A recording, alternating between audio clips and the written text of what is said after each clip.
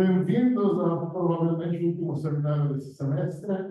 A primeira coisa que tenho a dizer é que esse seminário está sendo gravado. Se você está aqui, você tem que dar consentimento para ser gravado. Também ser gravado se você faz perguntas. Hoje temos a honra de trazer o Victor. Ele, originariamente de São Paulo. Se você vê o sobrenome dele, não é uma coincidência, que é muito similar ao sobrenome de Cris. Temos famílias onde um irmão é corintiano, um irmão é palmeirense, então, irmão experimental, irmão aspectos matemáticos da teoria das contas. Ele fez o doutorado da USP, depois ele fez o doutorado UNAM do México. Agora ele é pesquisador na Coreia, no Instituto de Estudos Avançados em Guangzhou. Ele vai falar de desenvolvimentos de caos quânticos em ciência do estudo. Obrigado pela apresentação, Jorge. Primeiramente, obrigado pela oportunidade de apresentar esse seminário. E agradeço a todos vocês pela presença. Eu sei que está todo mundo ocupado, todo mundo tem que fazer, então fico honrado de vocês aparecerem no seminário. Então vamos lá, vamos começar. Vou falar mais sobre caos quântico, mas já tem mais ou menos a ideia geral da definição. Depois de uma breve introdução, eu quero gastar quase todo o tempo dessa apresentação discutindo o caos quântico, encorajo vocês a fazerem perguntas, me interrompam, tentar estabelecer essa comunicação bem clara. Então, eu queria falar primeiro sobre como se caracteriza a caos na mecânica clássica, depois falar sobre como o caos se manifesta em mecânica quântica, e depois vou falar sobre o TOC, que é um novo diagnóstico de caos quântico. Não é tão novo assim, mas ganhou certa popularidade recentemente, devido a alguns desenvolvimentos em teoria de cordas enfim. E por fim, eu vou falar de uma conexão talvez um pouco inesperada com o caos quântico e buracos negros. Enfim, então vamos começar, né? Então, vamos lá. Enquanto em sistemas clássicos, caos clássico é uma coisa muito bem compreendida. E, na verdade, é um tema que foi tomado pelos matemáticos já. Então, a teoria matematicamente rigorosa de caos de sistemas dinâmicos é chamada teoria egótica. E teorema atrás de teorema, uma coisa muito bem compreendida. E, por exemplo, o primeiro prêmio Medalha Fields que o Brasil ganhou foi nessa área aqui, o Arthur Ávila. Ele trabalha na área de teoria egótica. E, apesar de existirem diferentes noções de caos no mundo quântico, caos quântico é muito menos bem compreendido, até por comparação com caos. Talvez por critérios físicos, que é muito bem compreendido. Mas, quando o pessoal compara com o que se sabe em caos clássico, eles sentem que precisa aprender mais. Então, existem diferentes noções de caos no nível quântico. No entanto, não se sabe qual noção é mais fundamental, o que uma implica a outra. E existem várias dificuldades conceituais de caos no nível quântico. E, recentemente, novas ferramentas são baseadas em funções de correlação fora de ordem temporal. Elas têm ajudado a lançar a luz um pouco sobre esse tema de caos quântico. Então, a ferramenta em questão é uma função de 4 pontos, só que, em teoria de campos, geralmente, quando a gente calcula uma função de 2 pontos, 4 pontos, a gente considera ordenamento temporal. Essa função não tem ordenamento temporal. Então, tem um operador no tempo, geralmente, em campos, você considera um operador em um certo instante, e instantes posteriores, né? E nesse caso, isso não acontece. E isso é conhecido em inglês como Out of Time Ordering Correlator e abreviado como OTOC. Então, eu vou usar a nomenclatura OTOC, mas bem do OTOC, vocês vão saber que trata-se de uma função de 4 pontos. Eu vou entrar mais em detalhes. Pois bem.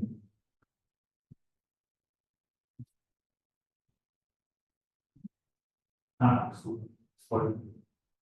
Então, vamos lá. Caos clássico, né?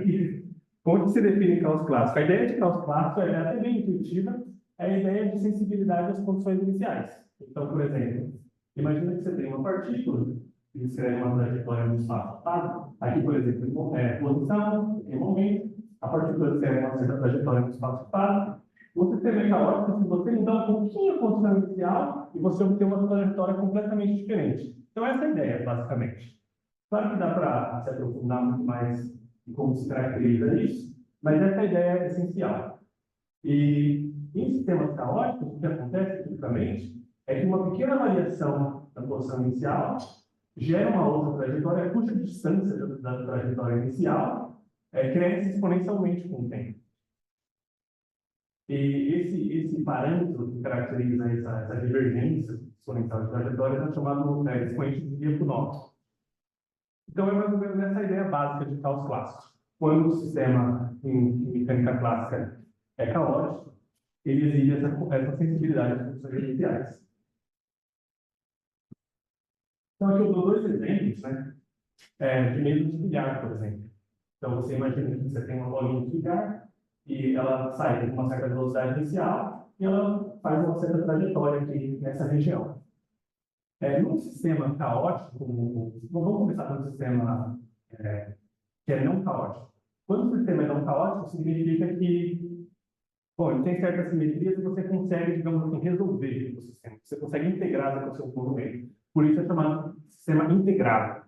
Então, um sistema integrado é sinônimo de um sistema não caótico, no sentido de que você tem tantas simetrias no sistema que você consegue restringir a dinâmica de tal forma que você calcula tudo.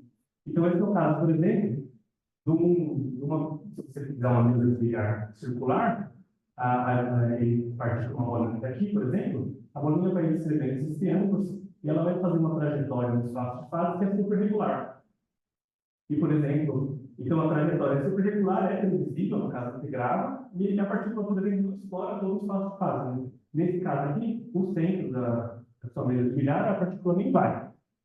Então, dá para você mostrar matematicamente que o sistema é integrado, a partícula não explora todo o espaço de fase, ela fica confinada numa certa região, e tipicamente tem a forma de um toro, uma rosquinha, né? E no caso caótico, o contraste é por exemplo, essa mesa de bilhar com essa forma, é o bilhar de Minkowitz, a partícula explora todos os pontos do espaço de fase e exige a trajetória irregular e é imprevisível no sentido de que exige sensibilidade às condições iniciais. Então, esse caso aqui é caracterizado por um coeficiente de Lyapunov positivo e esse aqui o coeficiente de Lyapunov é zero, por exemplo. Então, uma pergunta, Zé. Sim. No caso caótico, se você tem a mesma condição inicial, você tem a mesma trajetória. Exatamente, exatamente. A rigor, mecânica newtoniana é sempre previsível, matematicamente. Mas fisicamente, não. Porque fisicamente você sempre tem influências do ambiente e tal, mas a rigor No seu caso, a modelagem está fazendo, a única coisa que você varia é a condição inicial. Exatamente, exatamente. O resto é determinístico. O resto é determinístico. Você consegue escrever uma equação do movimento com a única variável sendo a condição inicial. Exatamente, exatamente. Perfeito, obrigado pela pergunta. Então, agora, antes de falar sobre as novas medidas de cálculo, oi, então, desculpa. Talvez eu não tenha entendido bem. Ele posso explicar por que ser constante, quando tem sistemas newtonianos? Porque isso quer dizer que isso, talvez o exponencial que aumenta o espaço de fase, a região do espaço de fase? Não. Ele tem um espaço de fase, vai ser dado, por exemplo, você tem certas posições, você tem certas variáveis de posição que caracterizam o seu sistema físico e momentos associados. Então, aí você tem um espaço de fase que tem uma descrição geral, 2n, se você tiver n coordenadas, o espaço de fase vai ter 2n. Então, o que acontece no espaço de fase, por exemplo, se o sistema é conservativo, conserva energia, e aí você vai estar numa superfície de energia constante, tá? Definida pela equação, por exemplo, você tem uma energia, a sua energia depende de várias coordenadas espaciais, depende de várias coordenadas, vários momentos, né? Aí você fala que isso aqui é constante, e isso aqui vai definir uma superfície. E em sistemas em mecânica clássica, você vê que você pode ter sistemas com muitas coordenadas, por exemplo, dependendo do sistema físico que você escreve, você tem muitas coordenadas generalizadas e tem os momentos associados. Então, você pode ter dimensões bem altas, mas tipicamente você vai ter uma superfície. Aqui eu estou fazendo uma superfície bidimensional, mas é uma superfície em dimensões mais altas, que caracteriza a energia constante. Então, no sistema caótico, a partícula vai percorrer todos os espaços possíveis nessa superfície de energia constante. E o que dá para mostrar é que, no caso do sistema integrado, então isso aqui é a ideia de ergodicidade. A partícula varre todo o espaço que faz. E no sistema integrado, o que dá para mostrar é que a partícula não preenche tudo. Ela preenche uma região que, na verdade, tem uma forma de um toroide. Você pode escrever como uma região que pode ser escrita como uma rosquinha. Assim. É difícil desenhar os dois juntos, mas essa é a ideia. No caso integrado, a partícula não explora todo o espaço de fase.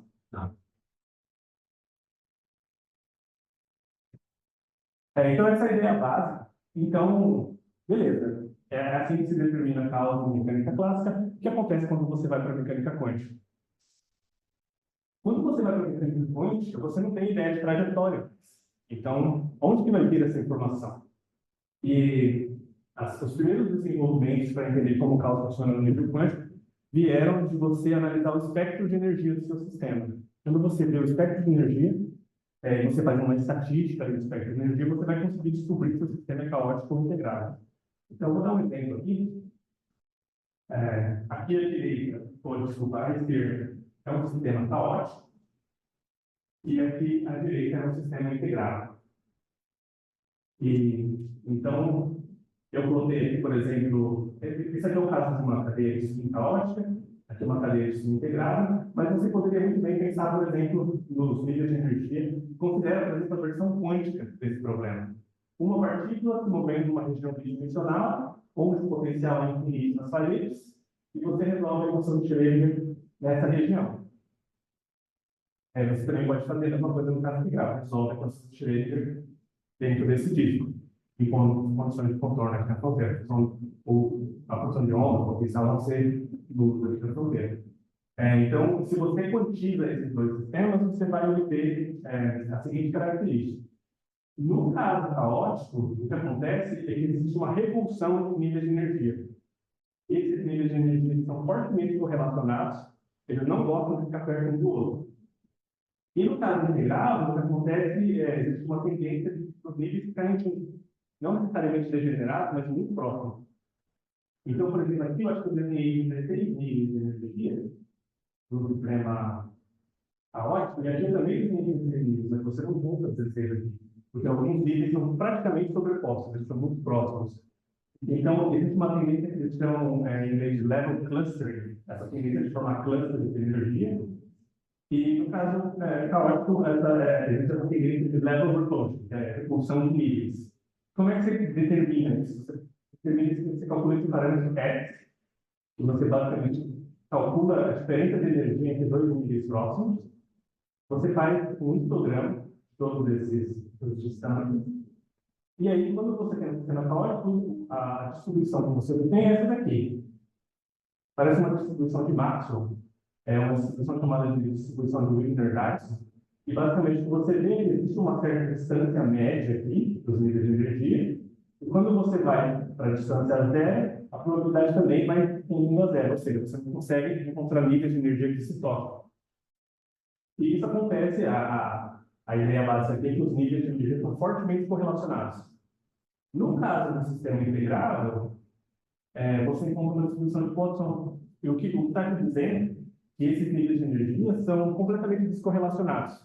Que é o tipo de sistemas que são descorrelacionados ter essa distribuição de Poisson. Então você tem uma probabilidade relativamente boa de encontrar níveis de energia muito próximos uns dos outros. E a ideia é isso, os níveis de energia são completamente descorrelacionados em sistemas integrados, digamos assim, suficientemente complicados. A gente está pensando, isso aqui não vai valer para sistemas muito simples, por exemplo, oscilador harmônico. O oscilador harmônico é muito especial, então os níveis de energia são bem separadinhos, ele é integrado, mas ele também é muito especial. A gente está pensando em sistemas que sejam suficientemente complicados para ter uma dinâmica não trivial. E aí, nos anos 80, Borrigas, Giannone e Micheli perceberam essa característica. É uma observação essencialmente empírica, e eles basicamente postularam que se você tiver um sistema clássico, que é caótico, e você quantizar esse sistema, você deve obter algo desse tipo. uma distribuição de Wigner-Dyson. Depois, um sujeito, Michael Berry, fez a conjectura para o caso integrado. Você vai, no caso integrado, você vai obter uma distribuição de Morton. E o que é interessante sobre essa distribuição de Wigner-Dyson, que esse tipo de distribuição encontra todos os níveis de energia de uma matriz aleatória. Então, existe essa teoria de matrizes aleatórias. Você define, por exemplo, uma certa matriz. Deixa eu fazer aqui.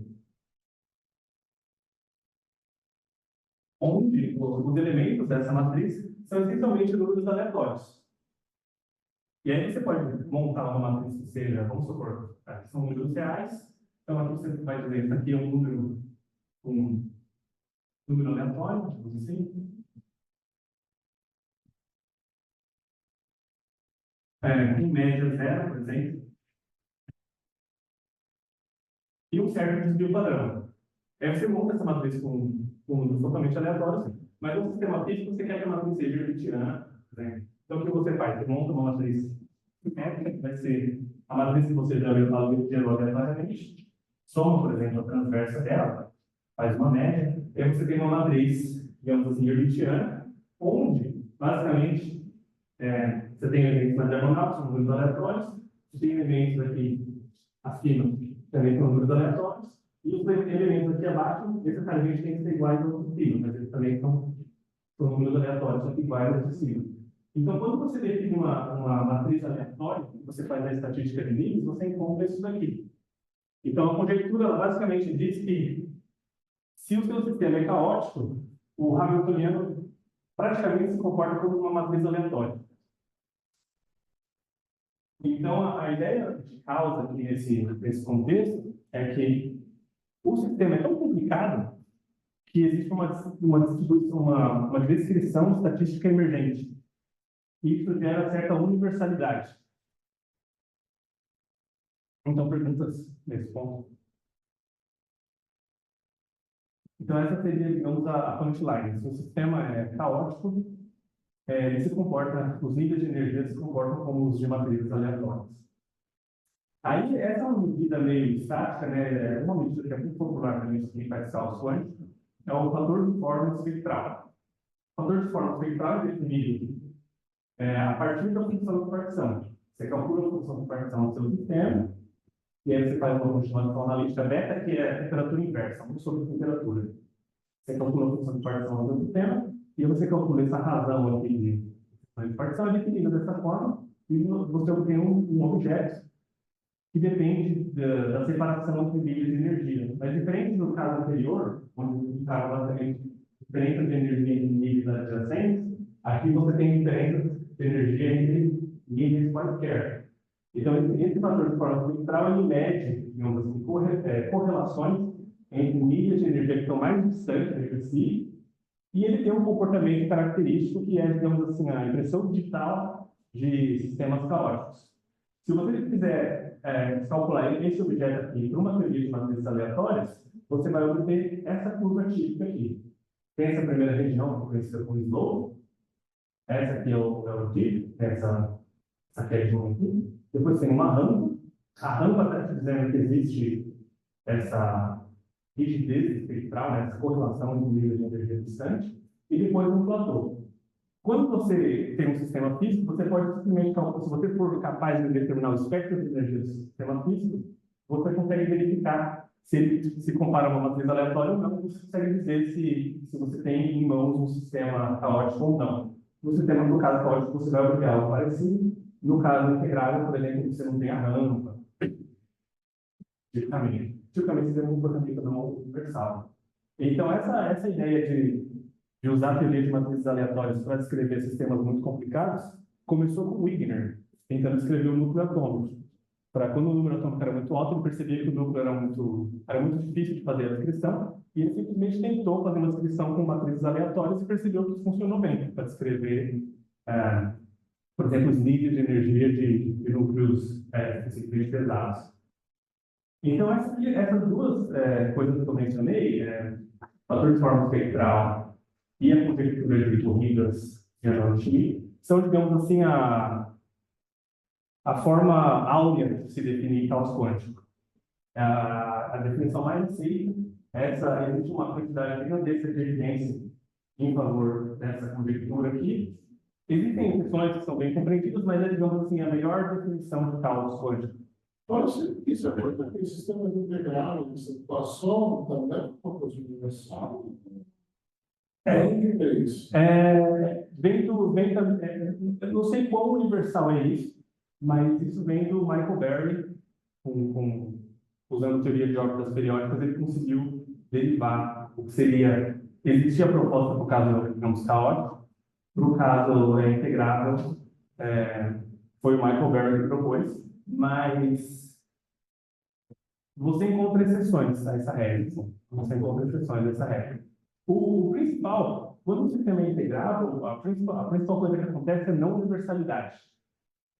Então, se o sistema for suficientemente complicado, eu espero sempre ter alguma coisa desse tipo. Mas se você pegar um oscilador harmônico invertido, muito simples, um sistema de duas partículas, aí você pode encontrar desvios disso daqui. Mas se você tiver um sistema de muitos corpos, aí eu espero algo desse tipo.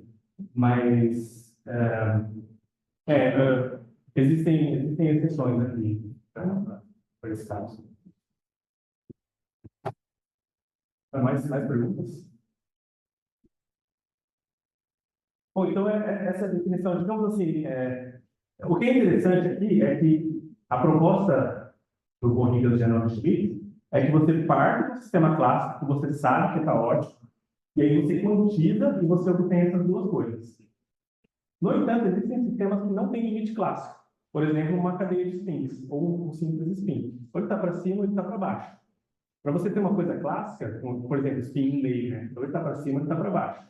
Se você tiver spin 10, por exemplo, você tem várias projeções para partir do menos 10 a 10, né? Então, isso é uma coisa mais clássica. Então, se você tiver spin muito grande, você pode reproduzir um objeto clássico, né? Considerando essas múltiplas projeções. Mas quando você tem spin 1 laser, por exemplo, o spin está para cima ou está para baixo. Então, é uma coisa intrinsecamente quântica e não tem limite clássico. Então, mas para cadeia de spin, quando a cadeia de spin é integrável, você consegue resolver, você obtém algo desse tipo. E quando a cadeia é caótica, você não consegue resolver, você obtém algo desse tipo, apesar de não existir o limite clássico.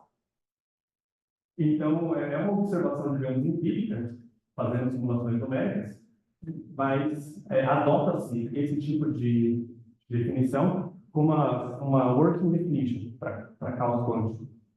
Apesar de não existir uma compreensão mais profunda de por que exatamente isso daí acontece.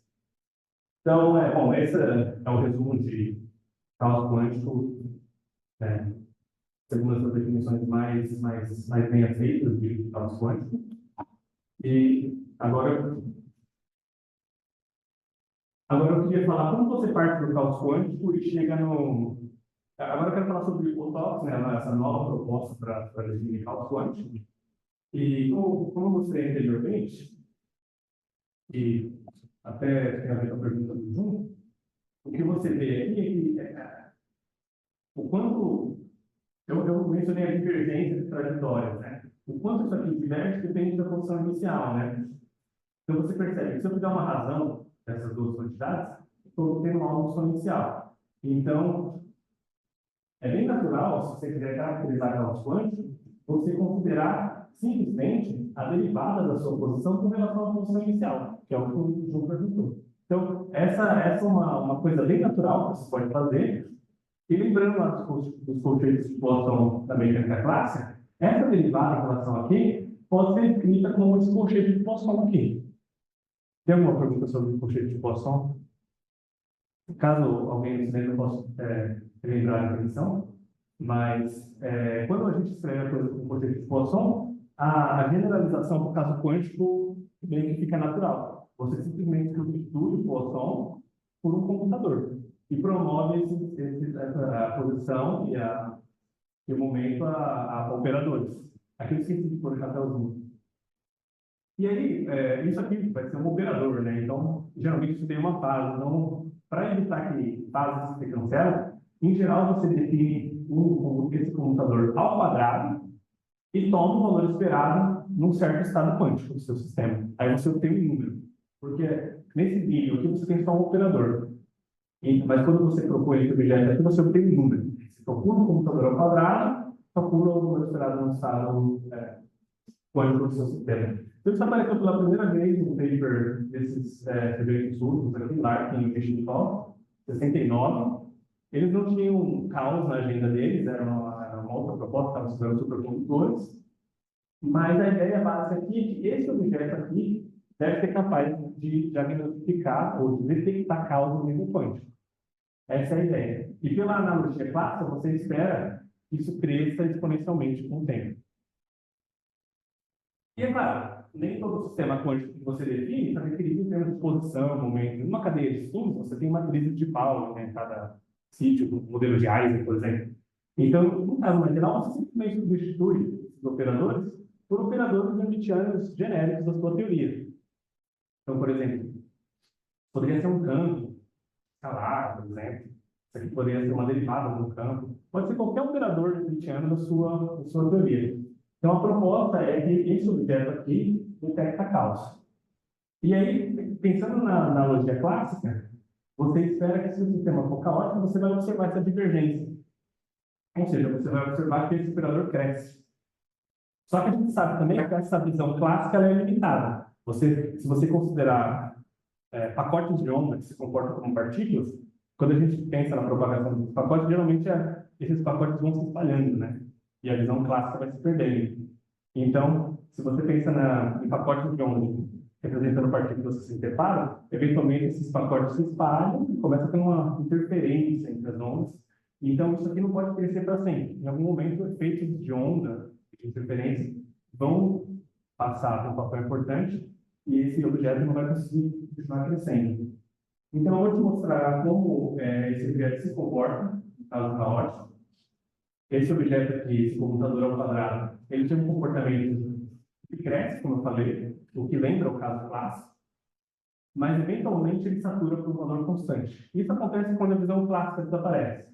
Então, essa região de crescimento aqui, que pode ser exponencial em alguns sistemas, digamos, você está numa região clássica de descrição do seu sistema, e a escala de tempo que aparece aqui, em mecânica quântica, aqui aparece como tempo de embaralhamento, mas no contexto de mecânica quântica, a gente chama isso de tempo de Ehrenfest, que é o tempo onde você consegue escrever as equações de Newton, tomando valores esperados de x, no qual as equações de Newton valem no sentido de valor esperado. Então, vamos lá. No sistema caótico, você espera que esse computador cresça e sature, e você espera que você obtenha isso para quase qualquer operador que você ponha lá. Ao passo que no sistema integrável, você obtém um comportamento não universal. E aqui que se define o famoso OTOP. Essa função aqui, se eu tomar operadores simples, por exemplo, V ao quadrado, se eu falar que V ao quadrado e W ao quadrado são iguais a 1, por exemplo, operadores hermitianos unitários, eu posso escrever esse computador ao quadrado como uma constante menos uma função de 4 pontos. E esse aqui é o famoso OTOP.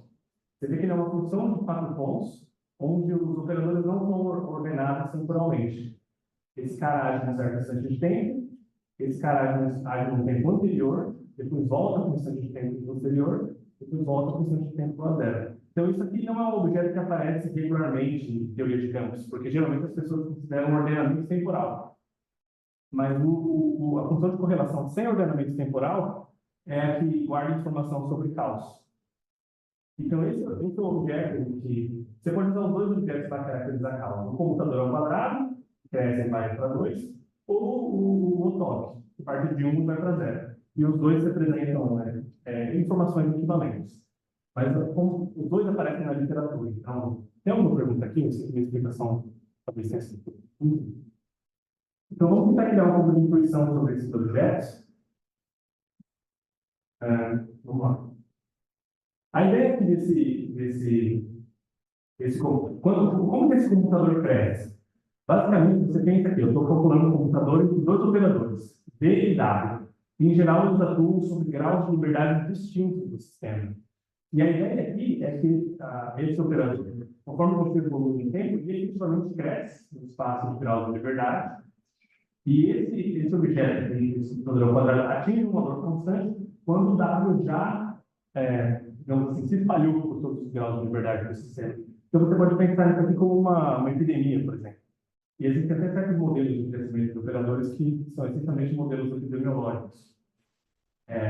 Então, esse operador cresce, espaço grau de liberdade e infecta todos os outros operadores do sistema e dessa forma, ele consegue ter um computador não nulo no meio. Quando isso acontece, quando ele atinge um valor constante, isso implica que o OPC tem que ter um valor nulo. Aqui, talvez essa figura seja um pouco abstrata, mas eu acho que dá para entender melhor o que está acontecendo com o exemplo de uma cadeia de spins.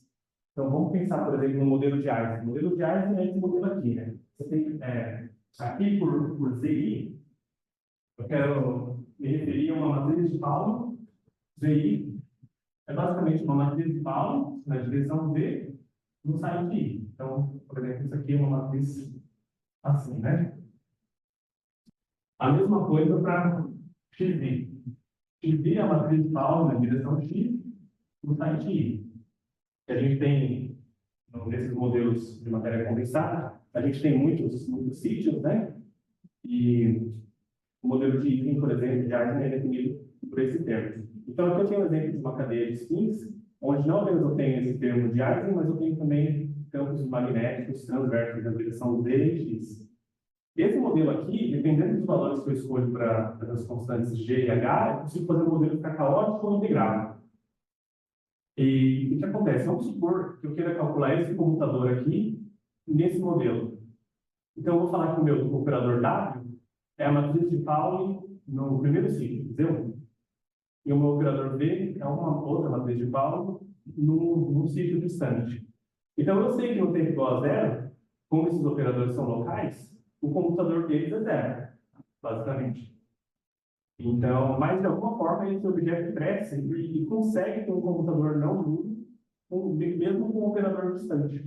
E dá para ver como isso acontece se a gente considera a fórmula de Heisenberg para a evolução temporal do operador. A fórmula de Heisenberg é essa daqui, né? O operador no tempo pode ser escrito dessa forma.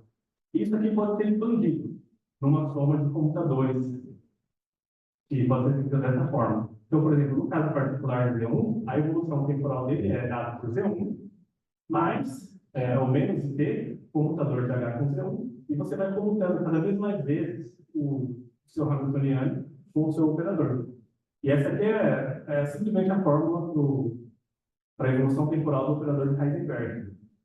Quando você considera, por exemplo, o primeiro computador, você obtém Y1, ou seja, seu operador ainda está atuando no primeiro sítio da cadeia. Quando você considera duas vezes o computador, você já obtém um operador que atua no segundo sítio do sistema. E aí, conforme você vai considerando isso mais e mais vezes, por exemplo, se você considera 4 vezes, você já tem operadores atuando no terceiro sítio. Então, quando você considera essa soma infinita, você está considerando um operador que vai efetivamente crescendo nessa cadeia de spin e consegue ter um computador não nulo entre os dois. E o que acontece? Quando a partícula já se espalhou para todos os sítios do sistema, é que acontece o embaralhamento. Eles chamam de embaralhamento da informação quântica. Então, essa aqui, no contexto de uma cadeia de spin, isso explica como você obtém essa curva aqui, de forma, digamos, qualitativa. Mas existe uma forma, talvez, um pouco mais interessante de explicar o que o outro, ou esse Botox está medindo, que tem a ver com essa figura aqui. Imagine, por exemplo, que você tem partículas numa caixa e que, por alguma coincidência gigantesca, no tempo t igual a zero, todas as partículas estão alinhadas no centro da caixa. Elas estavam se movendo aleatoriamente, mas por uma coincidência incrível, todas as partículas ficaram alinhadas no instante inicial. Conforme você evolui a partir do tempo, com esse operador de evolução temporal, você evolui para uma situação mais típica, onde as partículas se distribuem de forma aleatória pela caixa. Mas se você fizer um vídeo dessa evolução e voltar, você recobre a posição inicial. Nada demais. Ou seja, se eu aplicar esse operador de reversão temporal, digamos assim, aqui do lado do sinal que está trocado, eu obtenho a posição inicial. Certo? Agora, imagina que eu faço o seguinte: eu deixo essas partículas na caixa evoluírem, elas evoluem com uma certa configuração mais típica. Aí, antes de fazer a reversão temporal, eu atuo nesse sistema como operador, eu perturbo sensivelmente a posição de uma das partículas. Se eu perturbo a posição de uma das partículas e tento voltar ao sistema no tempo, eu já não recolho a posição inicial. Então, o teocilo está dizendo essencialmente esse efeito aqui. O quanto você falha em obter a condição inicial quando você perturba o sistema.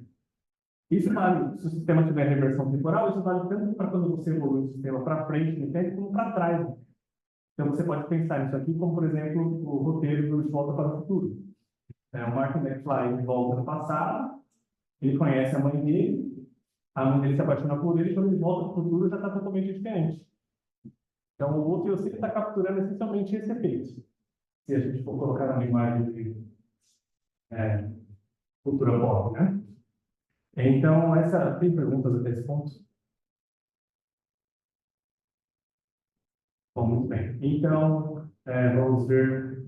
Essa aqui é só uma representação desse efeito aqui. Uma perturbação do passado não te permite obter a condição do futuro. Então, a parte que eu falo sobre caos quântico acaba. E agora entra a parte que eu queria falar brevemente sobre o que isso tem a ver com a física de buracos negros. Então, alguma pergunta? Eu trabalho com uma chamada correspondência DF-TFT.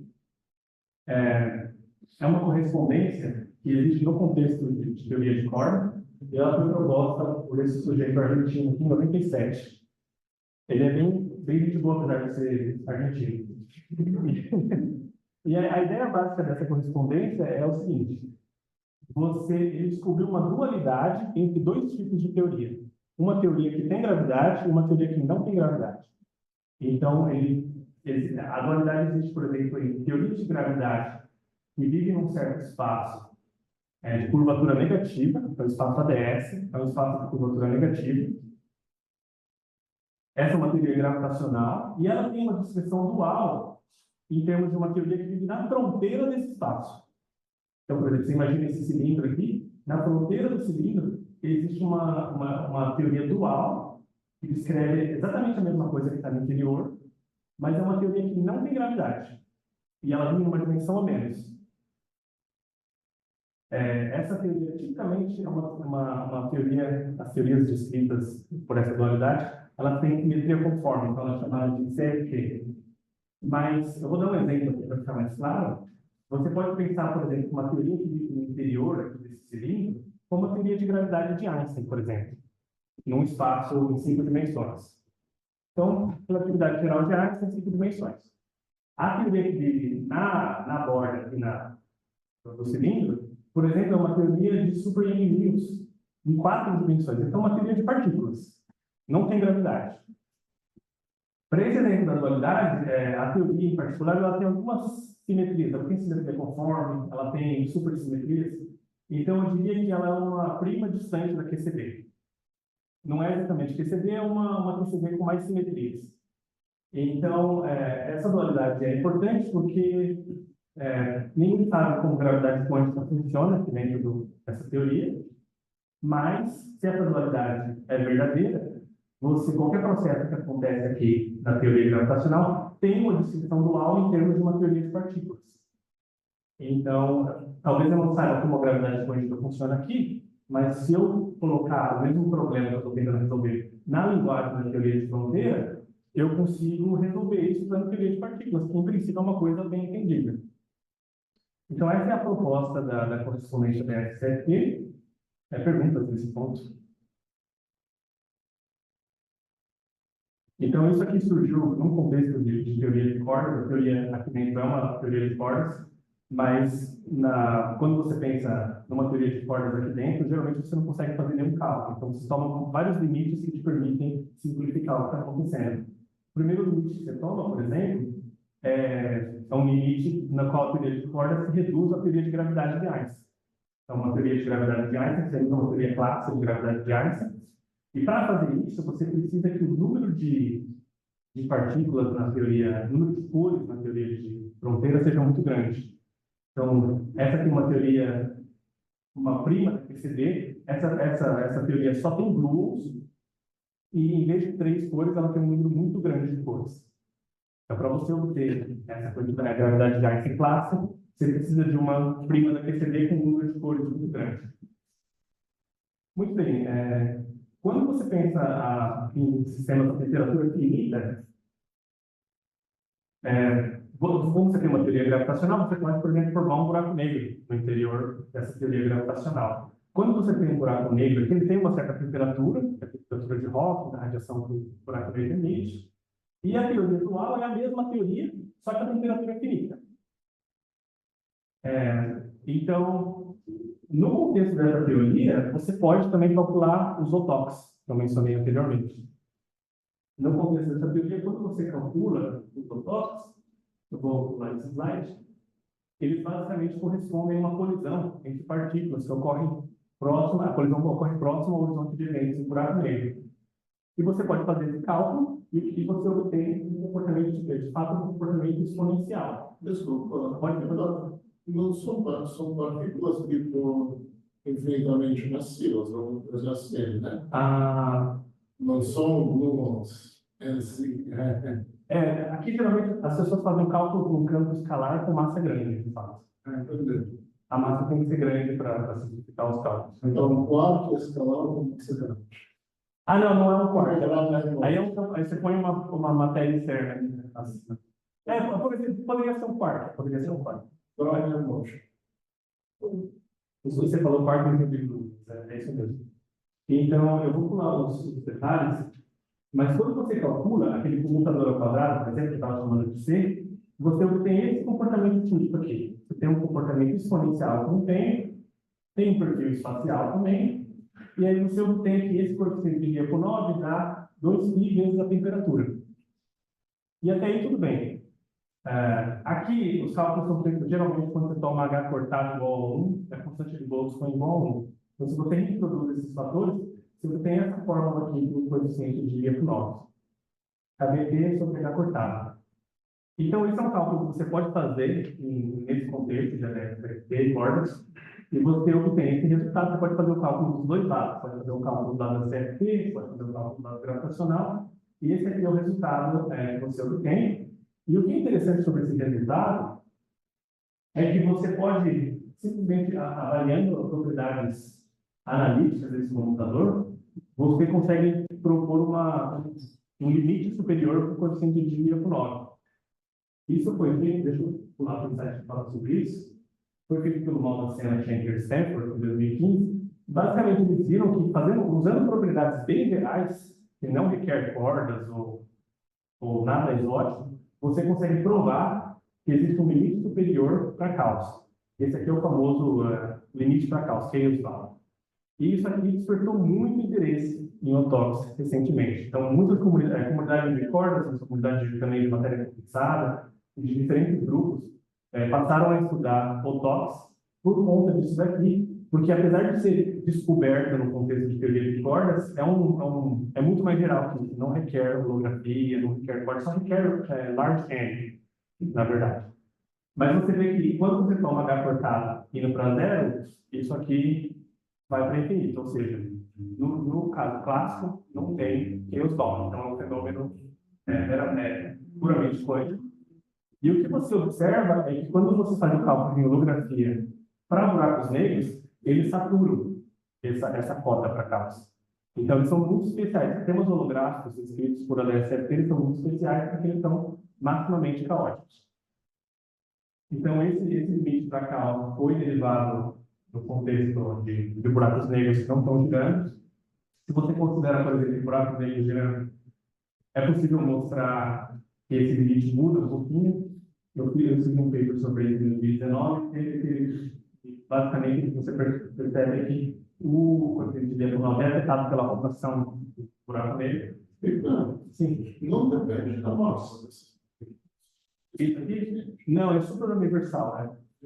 Então, interessante isso. O que mais pesado particular de fato, é muito universal, não depende da massa. A questão da massa grande é só para você conseguir fazer os cálculos, mas espera-se que obtenha esse mesmo resultado para outras. porque para muito tempo se pergunta Tem gente que estudou o Brownian Motion, né? Sim, sim. O Brownian lá também, você tem que dar um pesado na temperatura. Lá eu acho que é o mesmo número, só que depende, só tem um dividido para a massa. Ah, um pela massa. Eu acho. Quando você pega uma teoria de campos interagentes, por exemplo, pega uma teoria de campos escalar, por exemplo, uma gradiente só um campo escalar, e você considera, por exemplo, uma interação lambda e a quarta, você consegue calcular isso com o sentido 9, e você obtém algo que de fato depende da massa, que você falou. Geralmente é uma coisa assim, chama de lambda, porque tem muito lambda. Mas de G, você obtém algo assim, algo pelo quadrado, isso depende do inverso da massa. Isso. Em geral, como a sua intuição acho que está correta, mas em holografia é muito especial. A holografia é um resultado super universal.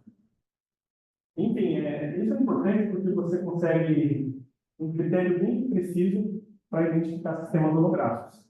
Então, por exemplo, o modelo SOIK surgiu desse tipo de consideração. O Maldacena aqui propõe que qualquer sistema que tenha uma descrição dual gravitacional precisa necessariamente satisfazer o limite de Laplace. Só que ele não deu nenhum exemplo. Aí o Sachdev veio e propôs o primeiro exemplo de um sistema que satura essa forma. Então, aqui tem alguns detalhes adicionais. Eu queria comentar um pouquinho sobre tem condições para crescimento exponencial.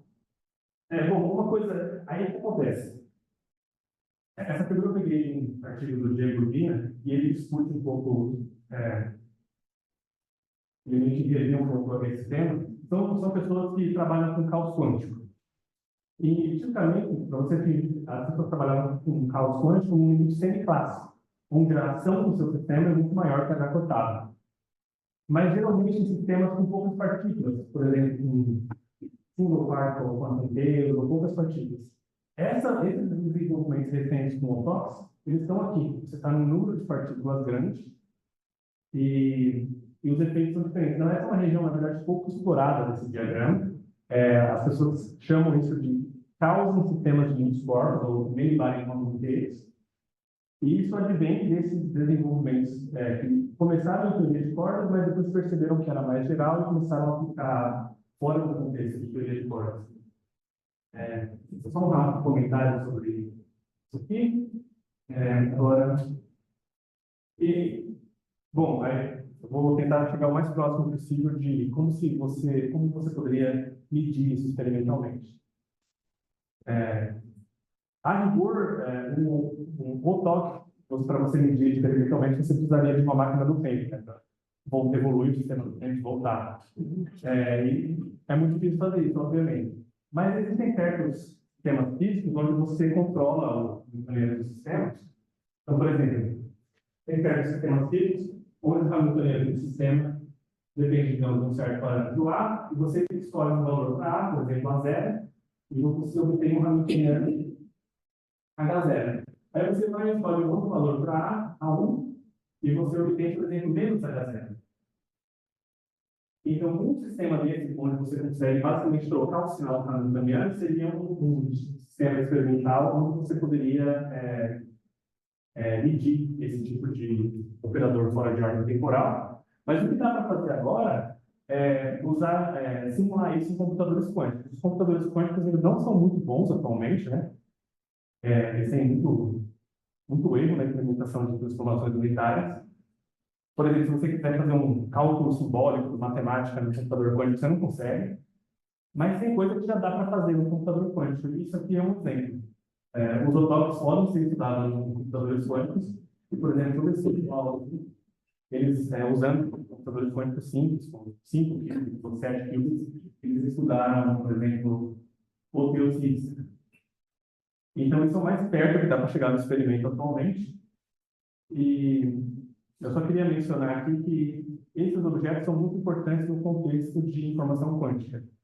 Apesar de a ideia deles é basicamente caracterizar caos quântico, mas eles têm aplicações práticas no contexto de informação quântica. Um exemplo bem interessante é o teletransporte quântico. Você pode usar o TOPS para caracterizar o teletransporte quântico. Eu não preparei detalhes sobre isso, infelizmente, mas só para finalizar, então eu queria falar que o caos quântico é uma ferramenta que, pelo menos para mim, me permite entender melhor como funciona a DSFP. Eu mencionei, por exemplo, anteriormente a DS5 e a DSFP4, mas se você considera sistemas de baixa dimensionalidade, geralmente eles são mais simples, você consegue, você tem mais controle analítico sobre o modelo. Então, essas considerações de cálculo quântico nos permitiram elaborar modelos de holografia bem mais simples, por exemplo, a DS2 e a FT1, e isso pode nos ajudar a entender como gravidade funciona no nível quântico a longo prazo. Mas, mesmo que você não gosta de cordas, existem descobertas aqui que são válidas mesmo fora do escopo de ADS-CFP. Por exemplo, o limite para causas, e, por exemplo, como detectar causas das redes quânticas de campos para imigrante.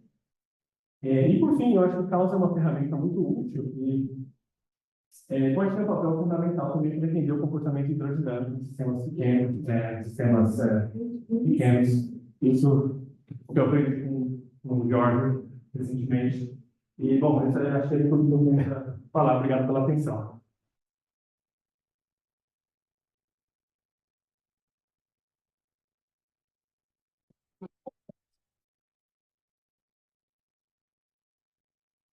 Está falando do máximo do máximo que tem, quem tem lá é a temperatura do buraco. É a temperatura do buraco negro. Ou a temperatura da teoria de campos. Aqui, né? E você pode pegar uma teoria de campos, ou qualquer sistema físico que você quiser, na verdade. Você põe o sistema a temperatura finita. Então, quando você vai calcular, por exemplo, o valor esperado do observável, por exemplo, você tem um observável O, vou fazer errado. Eu quero calcular o valor esperado de um observável O. A temperatura finita, eu só estou, basicamente, você está... Se fosse azul, ele não vai chegar, não. não. Você quer calcular, por exemplo, o valor esperado do seu operador O, a temperatura finita significa que você está calculando um traço de menos beta H, operador O, por exemplo. Mais um contexto de ADS-FP, quando você vai fazer a descrição do aula gravitacional, essa vai ser a temperatura do buraco negro. Vai ser dada pelo raio do horizonte de eventos, né, do buraco negro. Como você identifica, em ADS-FP, você identifica as temperaturas. Esse beta que está aqui é 1/3, é igual à temperatura do buraco negro. Eu tenho uma pergunta meio besta. Na hora que você está falando da fase, lá quando você mostra o gráfico de um só, você tem o walk-talk. Sim. Eu voltar nesse slide?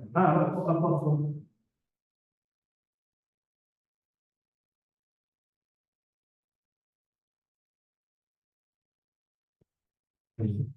Aí você falou que é basicamente ele está falando daquela variável assim, eu não entendi. Qual que é a diferença? Aquele quando você coloca o computador quadrado é como se estivesse ordenamento temporal e o outro sem ordenamento temporal? Não, ali eu estava só expandindo o computador ao quadrado. Eu peguei esse VW. Não, desculpa, esqueci, porque não dá para ler. Eu só abri só, na verdade. Você tem um V, um W, assim, e você está só fazendo VW menos WV ao quadrado. E aí eu peguei um caso bem simples, onde você tem, por exemplo, esses caras são... Eu tenho V ao quadrado ou 1, por exemplo. É o caso de uma matriz de Pauli, por exemplo. Mas não precisa ser, na verdade. Se você só meramente abrir, você vai obter dois termos que são algo assim, por exemplo. E você vai obter dois termos onde você tem VW, VW. Se você expandir, né? Aí ali eu usei que esses caras eram 1, por exemplo. Mas os dois estão fora de ordem. Aí você vou colocar o CD seria o quê? Eu chamo de computador ao quadrado. Não tem problema de nomenclatura, porque sabe os físicos tem uma longa tradição de usar nome inapropriado. Então, muita gente chama essa atividade de autógrafo. Mas a nomenclatura original é double como paper.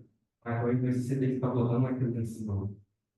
Não, esse C tem que ser esse aqui, e o outro C é essa parte aqui só. Ah, tá. Os dois carregam informações equivalentes. Eu devia esquecer o outro C, escrever só esse, na verdade, para evitar essa ambiguidade de nomenclatura.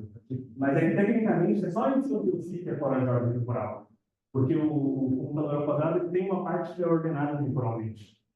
Então, não é muito apropriado chamar ele de OTOC, mas o pessoal chama. Então, meio que, como sempre, na física, né? Eu tinha entendido que estava botando a mesma pessoa da política.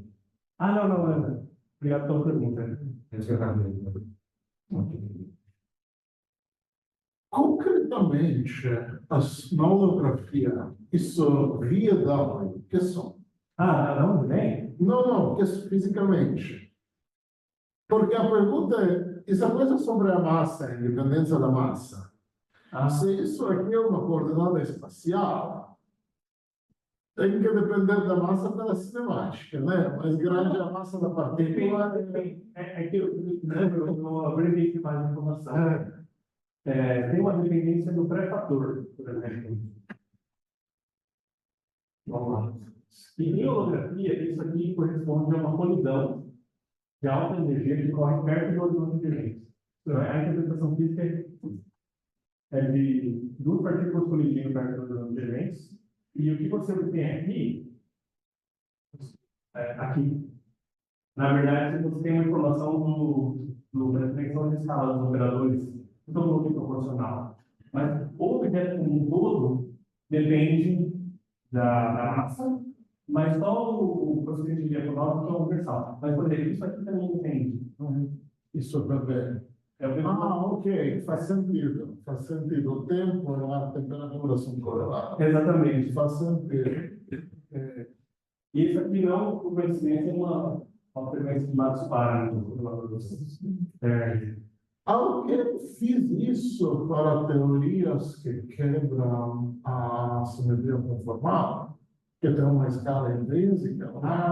Tem para teoria de, assim, por exemplo, Banda 4, foi feito pelo Stanford, porque esse termo aqui quebra a simetria conformal. Agora, deixa eu ver. Não, mas holográficos. Holográficos. O SLP é rigor quebra. E o termo que quebra simetria conforme que gera a parte exponencial. Mas essa aqui acho que é muito especial. Deixa eu ver. Não tenho certeza se foi feito nos moldes da SLP. Se tem um cálculo material não. Porque o coeficiente do modo browniano, eu fiz uma caracterização sobre isso, foi feito para teorias que ficam carentes. Entendi. Então, a questão da escala da rede, ela é claramente a temperatura crítica. Eu acho que, por exemplo, em sistema holográfico, o modelo PCT, que é o forma, eu tenho certeza se, por exemplo, você pode calcular isso aqui, mas eu não sei se o cálculo é tão preciso, assim, se você tem um controle analítico para o cálculo. Mas acho que não foi feito. As perguntas? Ok, se não, muito obrigado. Obrigado pela pergunta.